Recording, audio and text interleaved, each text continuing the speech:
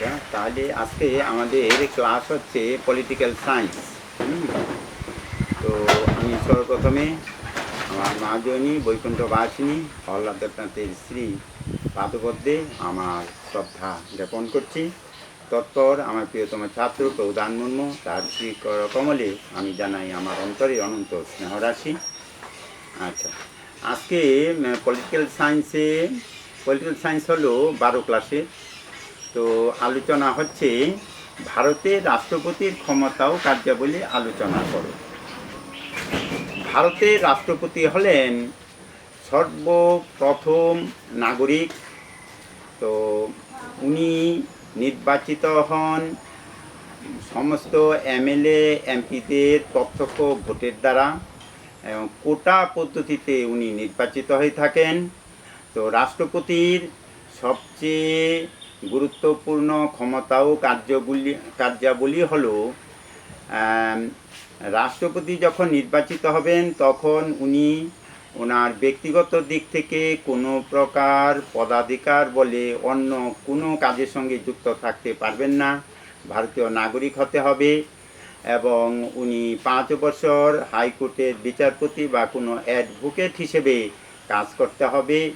তো এইসব বিভিন্ন কিছু বিষয় রয়েছে। রাষ্ট্রপতি ভারতের প্রথম নাগরিক এবং উনি সাক্ষীগোপাল হিসাবে কাজ করেন। বলা হয়েছে ভারতবর্ষ যুক্তরাষ্ট্র নয়, যুক্তরাষ্ট্র ধাঁচে, আমেরিকা হচ্ছে যুক্তরাষ্ট্র, যে যুক্তরাষ্ট্রীয় ধাঁচের শাসন পদ্ধতিতে রাষ্ট্রপতিকে সাক্ষীগোপাল বলা হয়, কিন্তু তথাপিও উনি বিশেষ কিছু ক্ষমতা ভোগ করেন। সেইগুলি হলো ভারতের প্রথম নাগরিক এবং সৈনিক বিভাগের প্রথম সেনাপতি।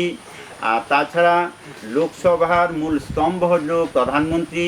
প্রধানমন্ত্রীর সঙ্গে রাষ্ট্রপতি সদা সর্বদা একনিষ্ঠ একটা যোগাযোগ থাকে। পার্লামেন্টের যে কোনো আলাপ আলোচনা রাষ্ট্রপতিকে শোনাতে বাধ্য থাকেন প্রধানমন্ত্রী, এবং প্রধানমন্ত্রী যখন বাইরে কোথাও বেড়াতে যান বা বিশেষ কোনো কাজে যান এর আগে রাষ্ট্রপতির সঙ্গে দেখা করে যেতে হবে এবং বাইরে থেকে ফিরে আসার সঙ্গে সঙ্গে সমস্ত কার্যের বিবরণ রাষ্ট্রপতিকে জানাতে হবে।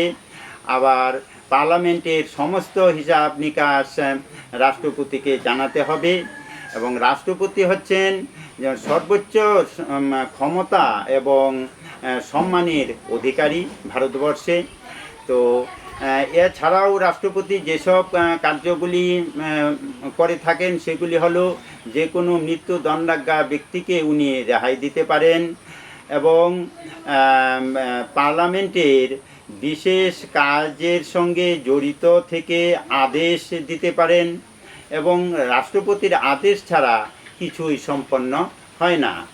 আবার রাষ্ট্রপতি বাইরে থেকে কোনো অতিথি এলে তাকে সর্বপ্রথম অভ্যর্থনা জানান এবং তাকে দেখাশোনার দায়িত্ব রাষ্ট্রপতির হাতেই থাকে।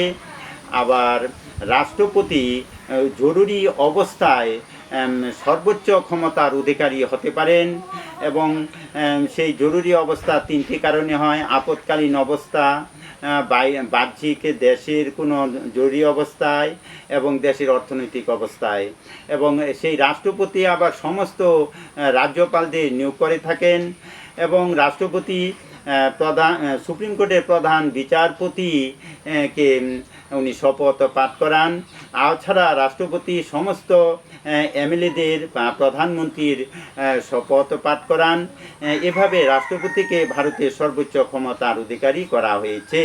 তো রাষ্ট্রপতি কেবল সাক্ষীগোপাল নয়, তার বিশেষ এমন মর্যাদা, পদমর্যাদা রাষ্ট্রপতির রয়েছে। আচ্ছা, এই গেল একটা কোশ্চেন। পরের কোশ্চেন হলো ভারতের সুপ্রিম কোর্টের গঠন ও কার্যাবলী আলোচনা করো। প্রত্যেক রাষ্ট্রেই একটা করে সুপ্রিম কোর্ট থাকে। ভারতবর্ষ গণতন্ত্র দেশ, সেখানেও একটা সুপ্রিম কোর্ট আছে। তো সেই সুপ্রিম কোর্টের প্রধান বিচারপতি অল ইন অল বলা হলো। আর তাছাড়াও সেখানে বেঞ্চ থাকে, বিচারপতিদের নিয়ে বেঞ্চ তৈরি করা হয়। তো সেটা বলা হলো যে সুপ্রিম কোর্টের বিচারপতির বিশেষ যোগ্যতা, পদমর্যাদা আছে।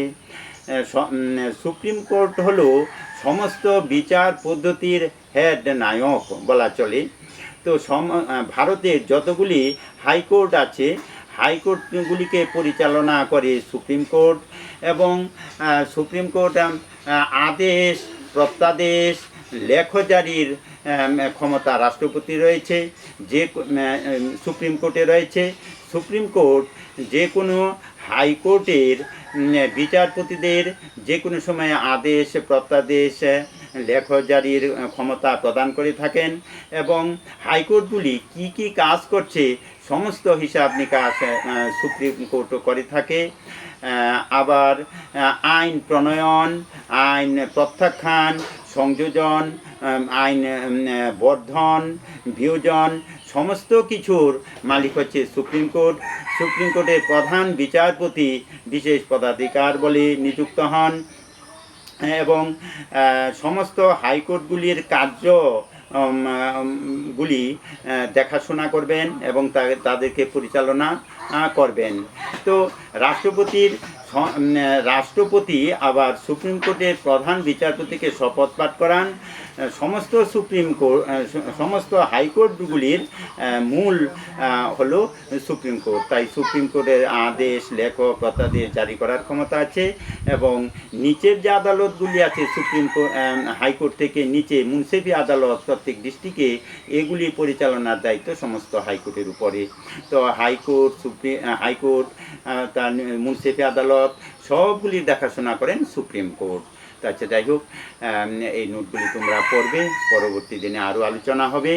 তো আমি এখানে ক্লাস আজকের জন্য সমাপ্ত করছি।